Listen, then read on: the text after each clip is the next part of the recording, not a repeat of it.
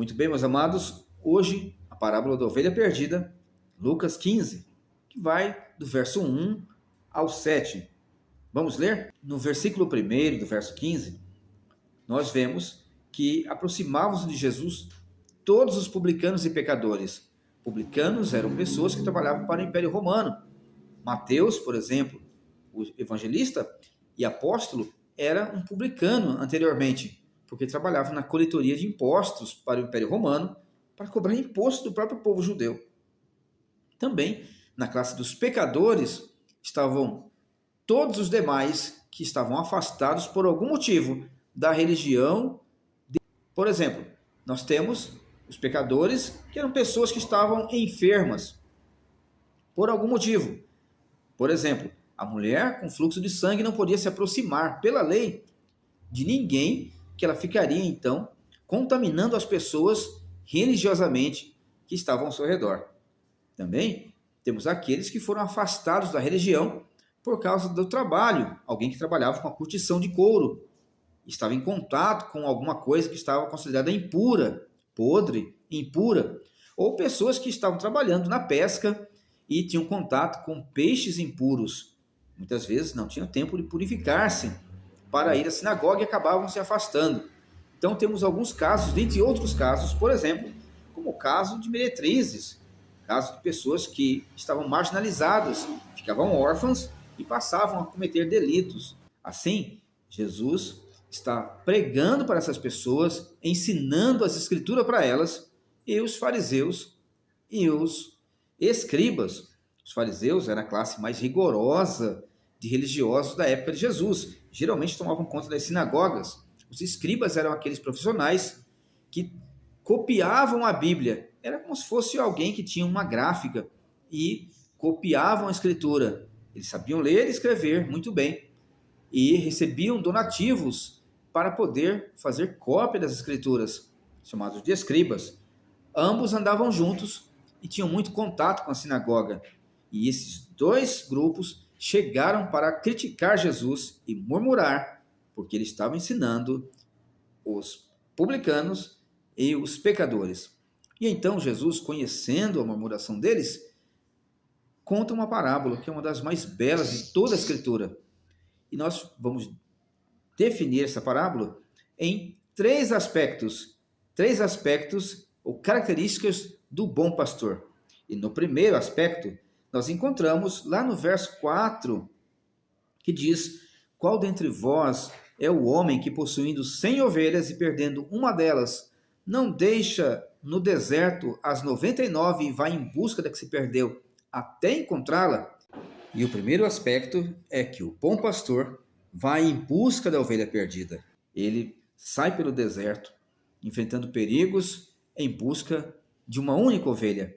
Ele tem 100 ovelhas, deixa 99 no aprisco, lugares no deserto construídos com pedras para evitar que as ovelhas saíssem ou os animais atacassem livremente as ovelhas, onde as pessoas ficavam cuidando ao redor com fogueiras.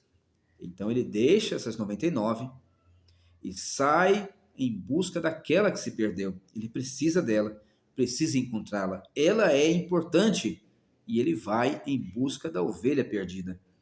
Então nós vemos que ele percorre o deserto. O deserto não é um lugar hospitaleiro, é um lugar selvagem, é um lugar onde existem perigos, escorpiões, serpentes, leões, hienas, múltiplos perigos cercam tanto a ovelha que está perdida quanto o pastor. Alguém poderia dizer, mas a ovelha não pode voltar. As ovelhas são animais gregários e geralmente elas, quando se afastam de um grupo, não conseguem mais voltar. Ela não é um animal que preda alguma coisa a não ser o capim. Então, ela se deita no chão e espera pelo destino. No caso, algumas esperam até a morte. Então, esse pastor vai em busca da que se perdeu. Podemos então imaginar ele percorrendo montes e vales, cruzando rios, enfrentando perigos para buscar a sua ovelha. Aqueles que estavam escutando sabiam do que Jesus estava falando, porque lá em Israel, os reis eram considerados como pastores. Os líderes religiosos também eram considerados como pastores, e isso desde os tempos primórdios. Por exemplo, nós vemos lá no passado Davi dizendo: o Senhor é o meu pastor e nada me faltará, mostrando que ele considera-se uma ovelha de Deus, qual recebe cuidados, atenção e proteção. Pastos verdejantes, providência de Deus, leva para junto das águas de descanso. Deus provendo o que é necessário à vida. Deus provendo descanso para a mente, para a alma, para o coração. Refrigera minha alma. O pastor cuidando o tempo inteiro de sua ovelha amada. Também protegendo. Ele prepara uma mesa na presença dos adversários. Veja, o Senhor é considerado um bom pastor, aquele que ama e cuida da sua ovelha e a protege. Os reis e líderes são, por vezes, comparados a pastores, inclusive os maus reis. Em Ezequiel nós vemos que Deus promete que, por causa da falta de cuidado dos reis e dos líderes do povo, ele mesmo vai pastorear o seu povo. Ele vai cuidar, ele vai proteger, ele vai guiar para a verdade e para águas de descanso. Depois, nós vemos Micaías diante do rei Acabe dizendo que ele via Israel, isto é, Deus estava mostrando para o rei, através do profeta Micaías, que Israel estava como ovelhas que não tinham pastor e cada um fazia o que queria. Uma das características de quando falta pastor de verdade é o povo anda cego sem a palavra e não tem cuidado pastoral, pensam qualquer coisa, ouvem qualquer coisa, servem de qualquer forma e vão atrás de qualquer coisa. Assim estava o povo de Israel no tempo de Acabe. E com o tempo, nós vemos Deus prometendo que vai pastorear o seu povo, vai levantar um pastor, que ele vai cuidar do seu povo, até que nós vemos Jesus dizendo: eu sou o bom pastor. O bom pastor dá a vida pelas suas ovelhas. Então, na parábola, quando nós olhamos, nós encontramos Jesus dizendo que os 99 que estavam seguros não precisavam de tanto cuidado quanto aqueles que estavam em perigo de se perder. E é exatamente nesse ponto que entram o seu ensino aos pecadores. Ele está dizendo aos pecadores também que eles são ovelhas perdidas e precisam ser resgatados. Ele está dizendo aos escribas e os fariseus: eu estou fazendo o que vocês não fizeram. Eu estou ensinando quem vocês deviam ensinar. Eu estou buscando quem vocês deveriam buscar e não buscaram. Eu estou fazendo a obra de Deus. Eu sou o bom pastor que vem resgatar as ovelhas perdidas da casa de Israel. Em segundo lugar, nós vemos que o bom pastor se sacrifica pela ovelha. Ele vai em busca da que se perdeu até encontrar. Isto é exaustivo. E ele não para enquanto não a encontra. E encontrando-na, põe-na sobre os ombros. Isto requer sacrifício. Não dá para pastorear de dentro da sinagoga apenas. Não dá para pastorear de dentro do templo de Jerusalém apenas. Tudo isso é muito importante. Mas o trabalho de campo, o trabalho pastoral, da visita, do cuidado, do auxílio, é mais do que necessário para ir atrás daqueles que se perderam. Eles jamais teriam acesso aos pecadores e aos publicanos de dentro das sinagogas ou de dentro do templo, até porque essas pessoas estavam com vergonha de se aproximar do templo, não podiam se aproximar das pessoas muitas vezes por causa de problemas de saúde. Lepra, por exemplo, ou enfermidades tais como o fluxo de sangue da mulher que estava enferma, que não permitia que ela se aproximasse das pessoas. Depois, nós vemos que o bom pastor, ele não amarra uma corda e vem puxando a ovelha pelo pescoço. Ele não usa o seu cajado, que também tem uma curva para trazer para perto de si as ovelhas, mas ele a põe sobre os ombros. Está sobre os ombros do pastor a responsabilidade de trazer para perto do Senhor as ovelhas perdidas, os que estão distantes de Deus. Isso não pode ser negligenciado. É forçoso, é trabalhoso, é sacrifício, mas é o serviço correto de um pastor. Ele deve sacrificar-se pelas suas ovelhas. Nós vemos lá em Tessalonicenses, Paulo falando a respeito do trabalho laboroso dos Tessalonicenses. Um trabalho que envolvia esforço físico, não apenas orações, boas vontades de que elas voltem ou que as coisas fiquem como antes. Não, ele tem que gastar seu corpo, seu físico, em prol das ovelhas perdidas. E isto é o que Jesus estava fazendo, dioturnamente, ensinando, a ponto de muitas vezes não ter tempo para comer. Mas ele ensinava com dedicação e ia atrás nos vilarejos, ia nos desertos, atravessava tormentas em busca de uma ovelha que estava afastada. Assim é o bom pastor. Em terceiro lugar, o pastor se alegra com o resgate da ovelha perdida. Os fariseus ficavam irados quando os pecadores se arrependiam. Isso é visto muitas vezes no Novo Testamento.